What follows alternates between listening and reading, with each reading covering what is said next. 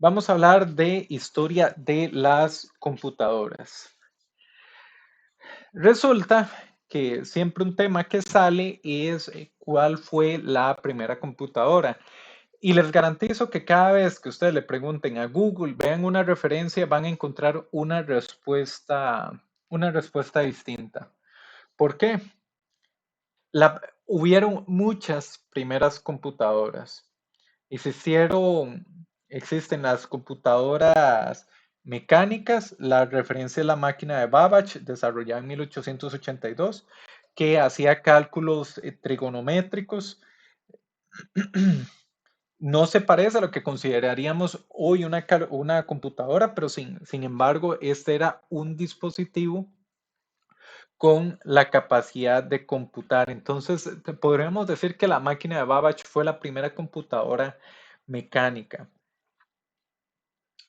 Sin embargo, la primera computadora de muchas clases las podemos, pues, catalogar de diferentes formas. Se está hablando de la primera computadora eléctrica, de la primera computadora analógica, de la primera computadora mecánica, la primera computadora disponible comercialmente o la primera computadora con programa en memoria. Existen muchas primeras computadoras. Como les dije, pues se utilizaban funciones polinomiales para hacer aproximaciones de cálculos trigonométricos en la máquina de Babbage. Muy bien. Entonces, ¿cuál fue la primera computadora de propósito general? Esta fue la ENIAC, que es la Electronic Numerical Integrator and Computer. Fue desarrollada en Estados Unidos entre el 44 y el 65 y el costo fue de 7 millones de dólares, es $500,000 en su momento, lo cual corresponde a 7 millones de dólares actuales. Esto que estamos viendo en esta fotografía es chivísima porque resulta que para esta computadora no existía el concepto de programa en memoria. Ahí ustedes están viendo un científico de la computación de ese tiempo programando, donde programar es literalmente conectar y desconectar cables. Esta computadora tenía algo bastante curioso y es que no era binaria, era una computadora decimal. Se podrán preguntar, ¿cómo? ¿Cómo no va a existir una computadora binaria? Si es a lo que estamos acostumbrados. Fácil. Si nosotros, cuando hablamos de sistemas binarios, lo que evaluamos son dos niveles de voltaje, donde uno es activo, no activo, uno es presente, no presente, uno es cero, otro es uno, en una computadora decimal, lo que se tiene son rangos de voltajes, donde de 0 a 1 es 0 voltios, de 1 a 2 es 1 voltio, de 2 a 3 es 2 voltios, y así consecutivamente. Y resulta que, pues, producto de esta máquina, estas computadoras decimales existieron, siendo la primera computadora de propósito general un ejemplo de ello. Entonces, fue la primera computadora de propósito general. Siempre todas las leyendas de que han necesitado espacios terriblemente grandes, esto es cierto, estas eran máquinas enormes y que consumían un montón de potencia. Para programarlas era necesario mover cada uno de los cables. Entonces, el propósito general era de que se podía programar, pero se podrán imaginar la tarea que eso involucraba.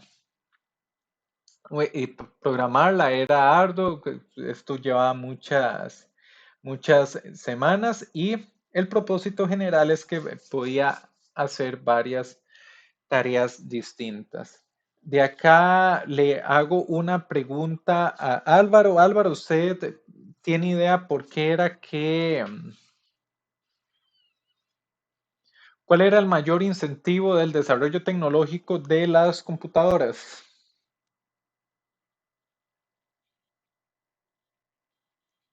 Guerras. Ajá.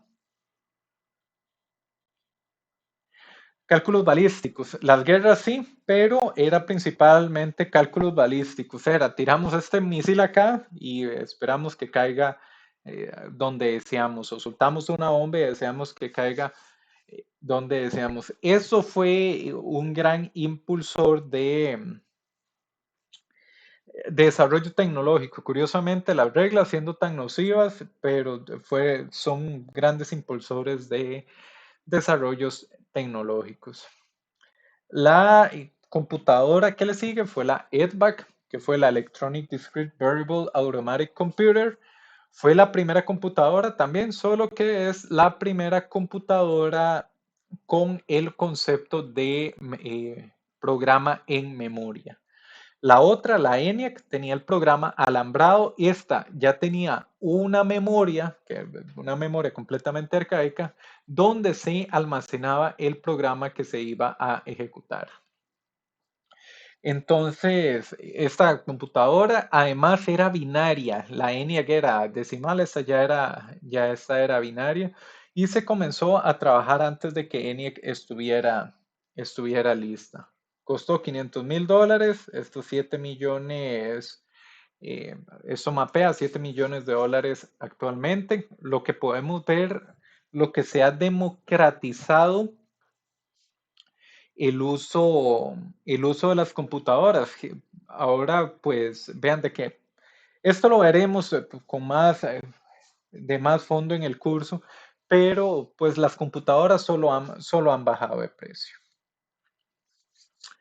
La siguiente, la que le tengo acá, es la IBM 701, que fue la primera computadora comercial, fue la primera computadora que se puso a la venta, desarrollada por IBM en 1952 y solo se fabricaron 19.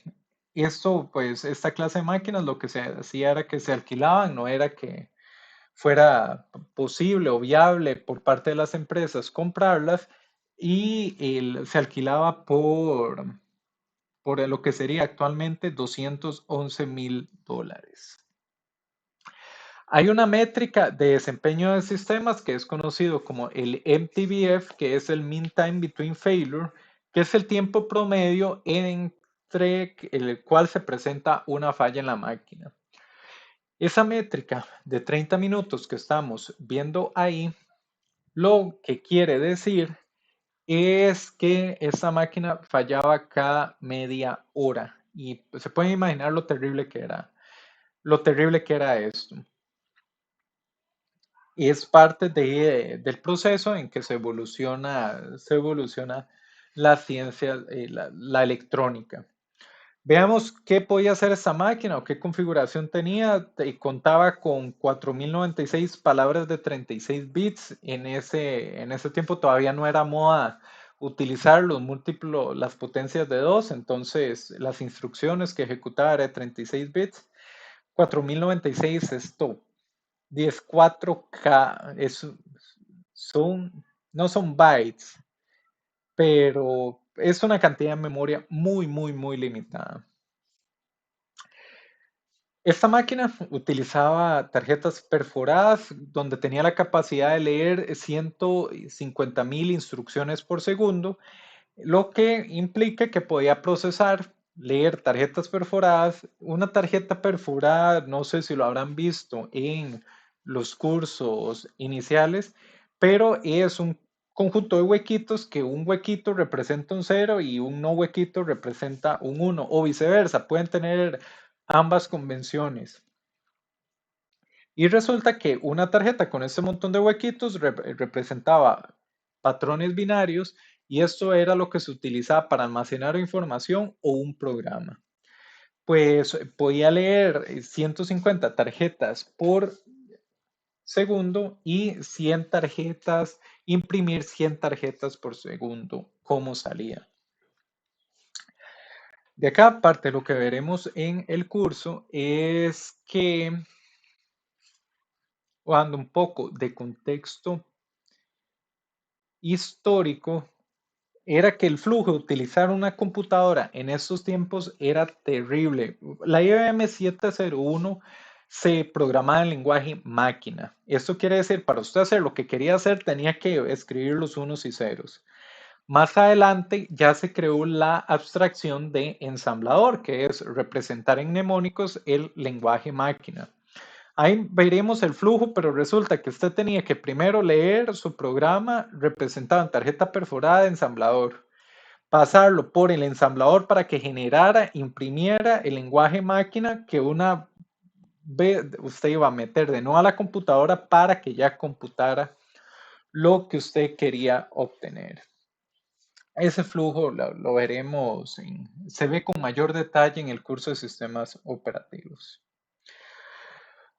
Bien, continuamos con las primeras computadoras. La que sigue es la IBM 704. Esta también fue la primera computadora, solo que fue la primera computadora con punto flotante. Salió al mercado de 1954 hasta 1960 que estuvo disponible. Ya se vendieron más, las computadoras se iban pues popularizando. Vean que su costo mensual era de $300,000 alquilarla en aquel entonces. Acá, esto que indico en esta parte de la presentación es bastante interesante y esto fue un fenómeno que ocurrió durante mucho tiempo. En particular, esto que vemos ahí fue algo que se presentó con bastante frecuencia. ¿Qué era lo que ocurría? ¿Qué era lo que ocurría? Las computadoras eran caras y eran terriblemente caras las que habían comercialmente. Entonces, usted como una compañía podía tener desarrollo de aplicaciones científicas o de desarrollos tecnológicos, usted necesitaba una computadora y tenía que hacer pues la gran inversión de utilizar una computadora.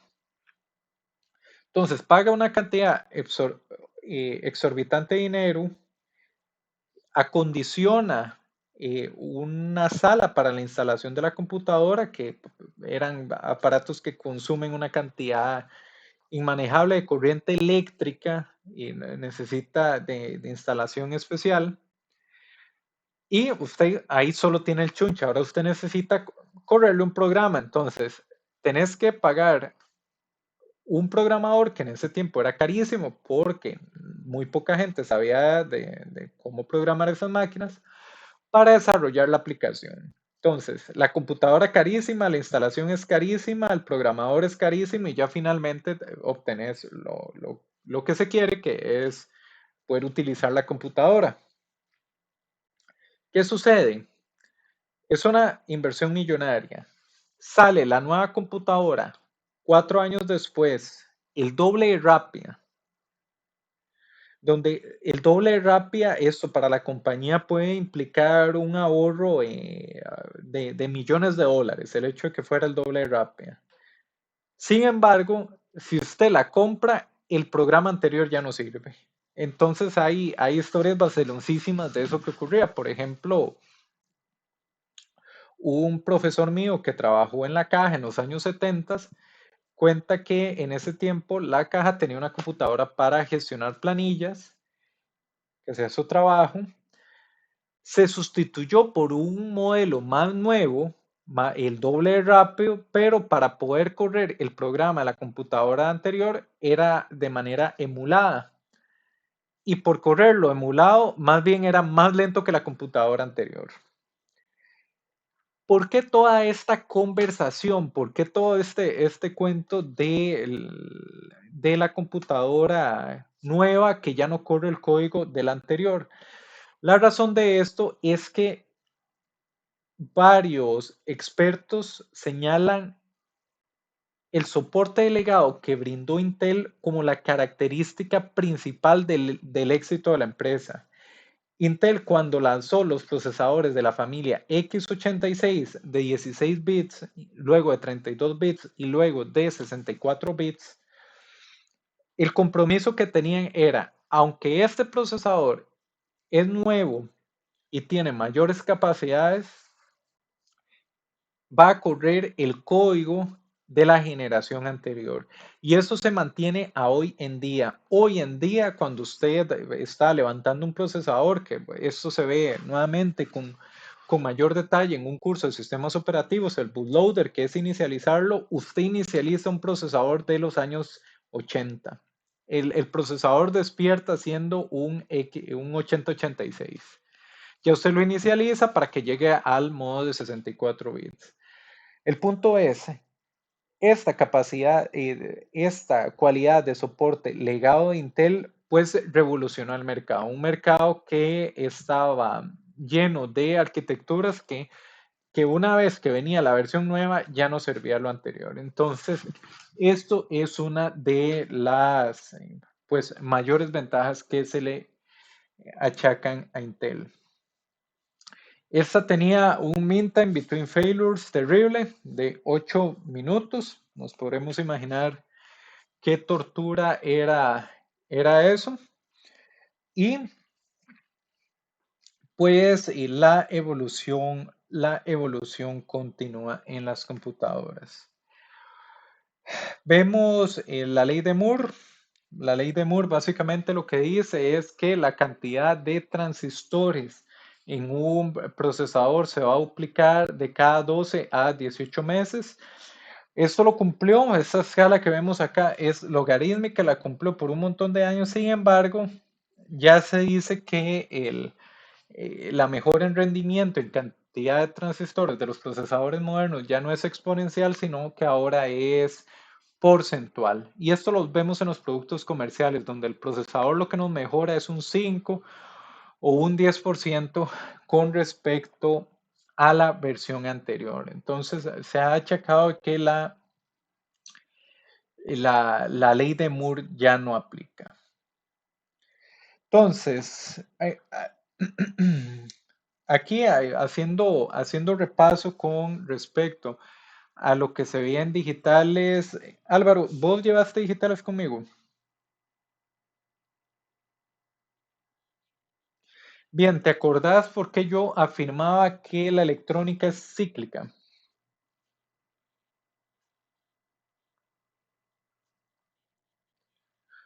Muy bien, Magali. Ah, bueno, Génesis.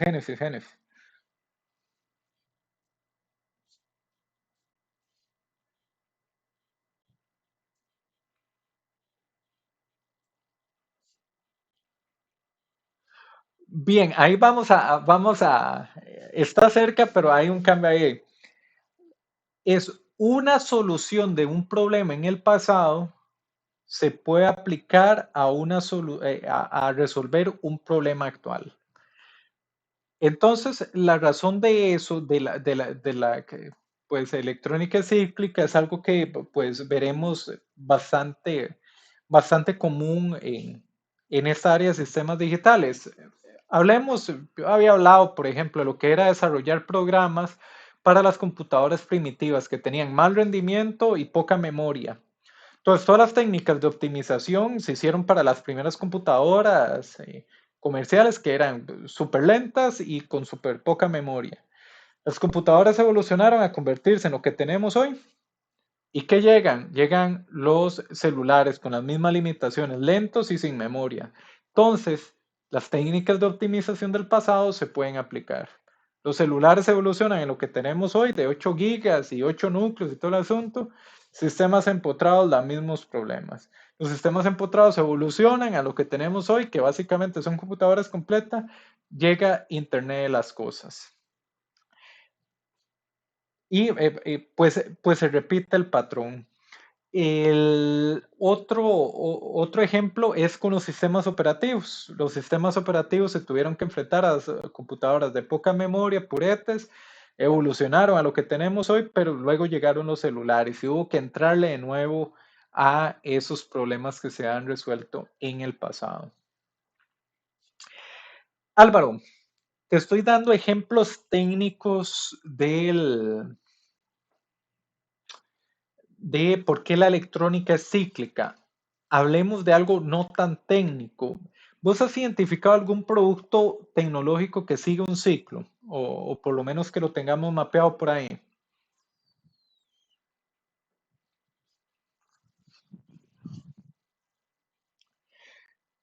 o visual.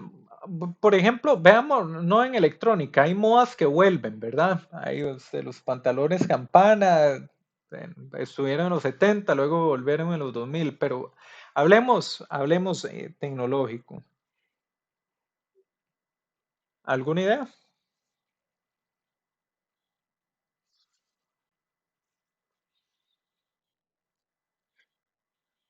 Bueno,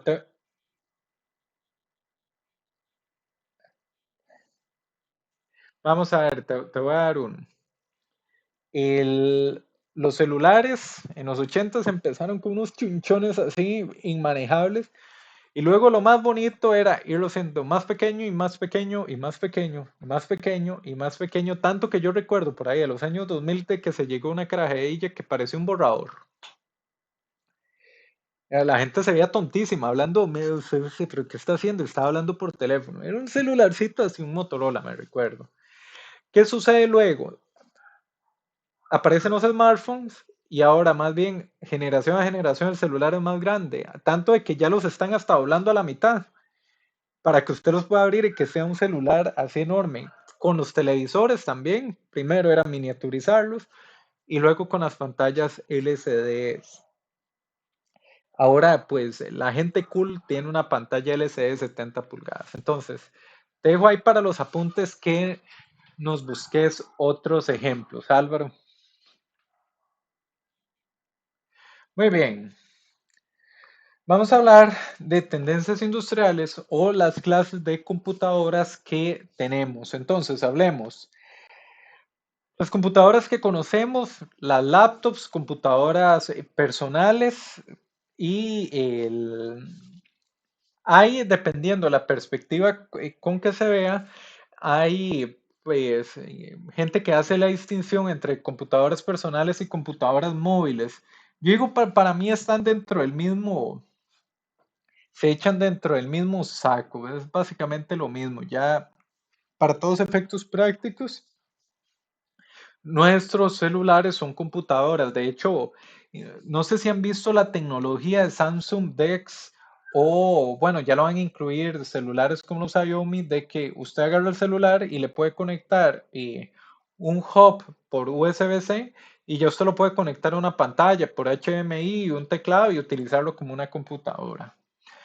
Y ese concepto en sí a mí me parece chivísima porque un montón de gente, yo me atrevería a decir que un 90% de la gente, el celular satisface sus necesidades computacionales.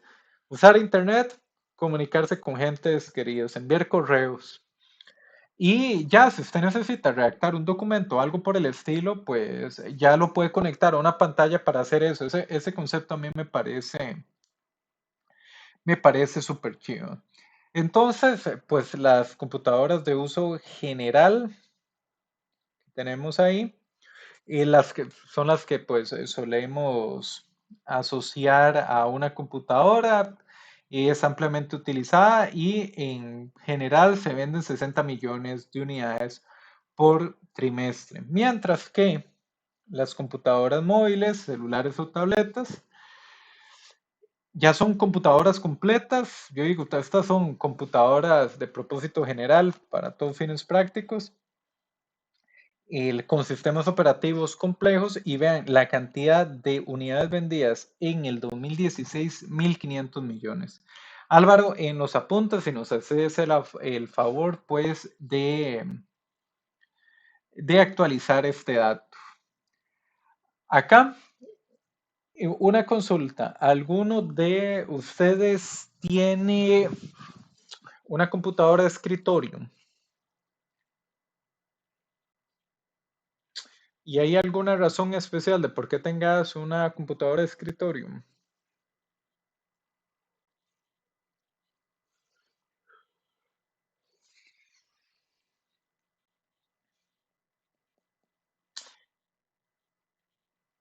Muy bien, muy bien. Entonces, la rapidez, eso es discutible, pero eso tiene muy chiva. Usted le puede cambiar el procesador por uno más potente, el GPU por uno más potente, agregarle RAM es más fácil, la modularidad, digamos. Este tema lo traigo a colación porque te cuento el Ernesto por ahí del 2009, 2010. Yo no le veía sentido a comprar por ninguna razón una computadora de escritorio. Yo decía, qué tontera, más que en ese entonces ya habían computadoras con increíbles 4 gigas de RAM. Yo decía, eso nunca se le va a agotar a uno. Y yo sé qué tontera, porque ellos son caras y una laptop ya no son tan caras y traen una pantalla, un teclado y un mouse. Y además yo veía la computadora de escritorio tiene un i5 y la laptop tiene un i5. Entonces sí, es lo mismo, pero no, en rendimiento, las de escritorio es otra escala, es otra escala de rendimiento completamente. Y esto nosotros, una métrica que ustedes pueden tener ahí para evaluar el rendimiento es conocida como el Thermal Design Package o TDP.